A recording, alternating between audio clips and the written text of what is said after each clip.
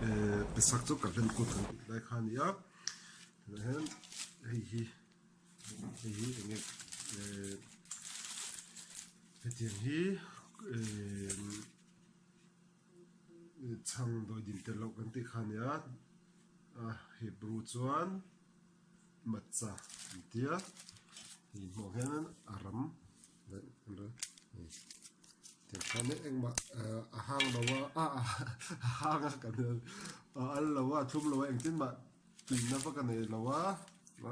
ma shibru kha tuya ma se tuina dang te dang ba kan nei lawa etian thil chi shot nei palte avocado lang kan dia avocado tenen te apple thea